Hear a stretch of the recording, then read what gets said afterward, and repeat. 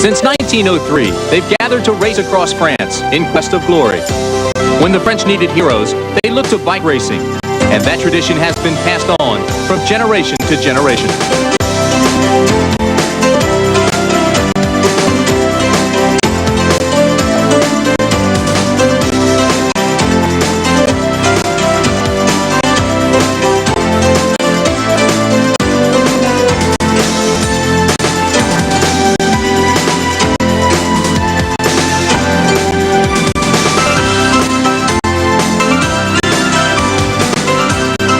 A Frenchman's lifetime could be measured by the legends who dominated the sport and captured the imagination of an entire country.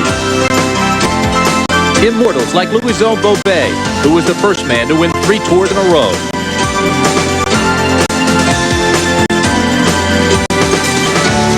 Jacques Anquetil, the hero of the 50s, who was the first 5-time winner. The cannibal, Eddie Merckx, who rewrote the record books and dominated in the late 60s and into the 70s.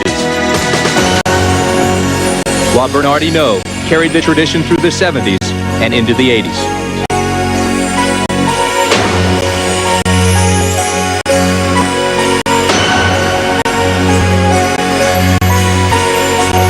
But this race is as much about surviving as it is about winning.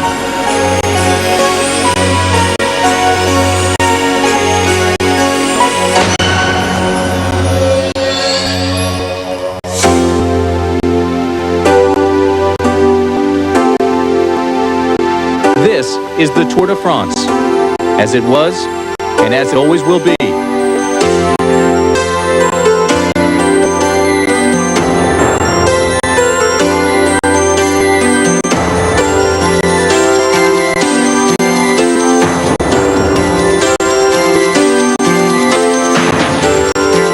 Historically, the Tour de France chooses its champions where the mountains bear the snow of winter. And it was on a mountaintop a year ago that Frenchman Jean-Francois Bernard emerged as a future star.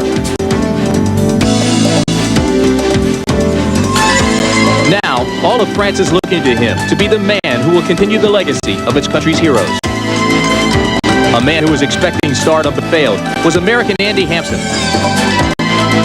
However, last month he became the first American to ever win the Tour of Italy. And now he's back to prove himself in France.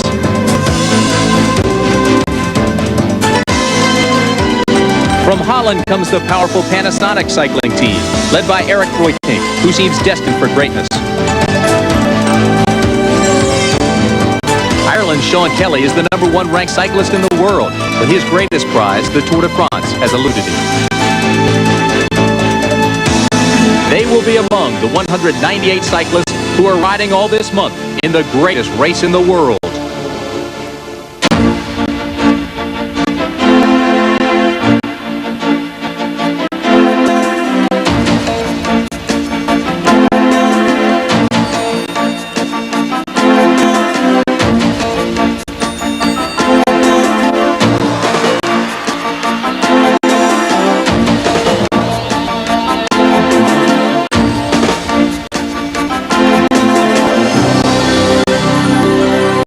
Trials and tribulations that face the road. Each year, like every year, all of France will gather for the most famous bicycle race in the world, the Tour de France. And hello again, everybody. I'm Tim Brandt. The most famous man in all of France throughout the month of July is the man who wears this, the yellow jersey. So how do you win this? Well, it's passed on each day to the man with the best overall elapsed time. One day he may have to race 100 miles across the mountains. The next, 150 miles throughout the flatlands of France. Or maybe an individual time trial where it's just one man against the clock. But again, that's what this race is all about. Trying to beat the clock for 21 grueling days. But the one that'll be remembered is the man that wears this, the yellow jersey in Paris, July 24th, as the champion, the winner of the 1988 Tour de France. This year, they awarded the yellow jersey before the race officially began. Guido Bontempi won an event called the Preface last Sunday, and although his time won't count, the jersey was his, and he savored the moment. Sunday was not a good day for the American-based 7-Eleven team. Bob Roll was injured in a pre-race accident while warming up for the Preface. He suffered a mild concussion and was advised not to continue. An inexperienced New Zealander named Nathan Dahlberg was surprised when asked to fill in. I was cooking dinner actually. I just come back from a race, so I was cooking dinner and someone rolled up about 9 o'clock at night and told me, you know, you're riding the Tour, and I said, there's no way, it's not possible. But next minute I was in the car coming to France, so it was all on. Arrived at 5 o'clock in the morning, sort of had about an hour's sleep, got some breakfast and started riding again.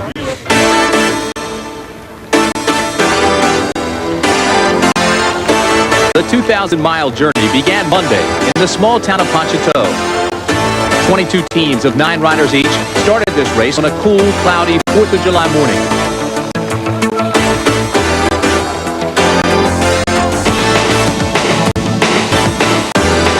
Ponchatoul is in west of France on the coast of Brittany.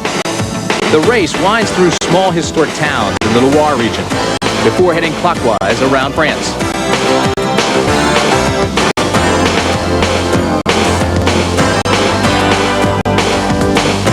It was the rainiest beginning the Tour had seen in 8 years.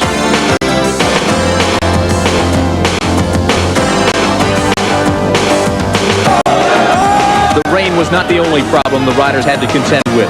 The early race procession was stopped shortly after it started at the Loire River. It was a demonstration by Communist Workers' Union, using this opportunity for attention to protest the layoff of shipbuilders. Eventually, the race regrouped, and out of the pack came Canadian Steve Bauer, a former teammate of Bernard Hinault and Greg LeMond on the great La Claire team. Bauer broke away cleanly 4 miles from the finish, and he became the first Canadian to ever win a stage at the Tour de France, and it put him in the yellow jersey.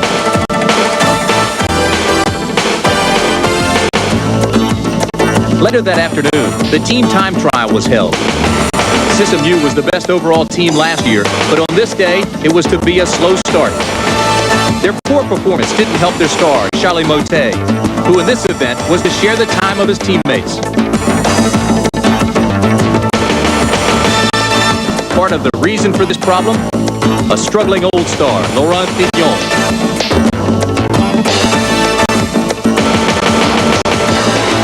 The team time trial was crucial for the 7-Eleven team. A poor performance would seriously handicap Andy Hampsten. Partly because of the absence of Bob Roll, the American-based team was a bit shaky. Newcomer Nathan Dahlberg showed his lack of rest and was out of sync with his teammates. Meanwhile, Panasonic rolled on like a well-oiled machine to take the victory.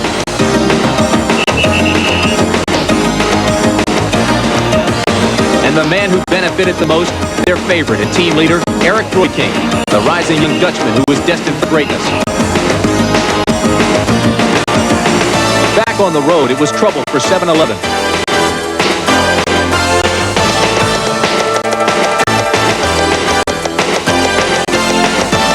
Dagado Lauritsen Spill pulled back his teammates.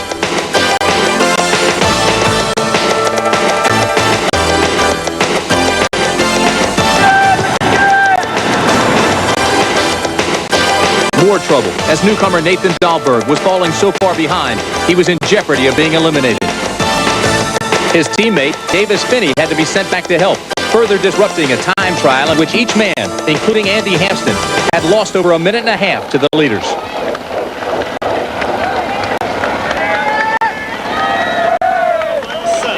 Panasonic had made it clear they were the team to beat. Toon Van Vliet had the yellow jersey, but all eyes were on Eric Royking. For 7-Eleven, no smiles to be found anywhere.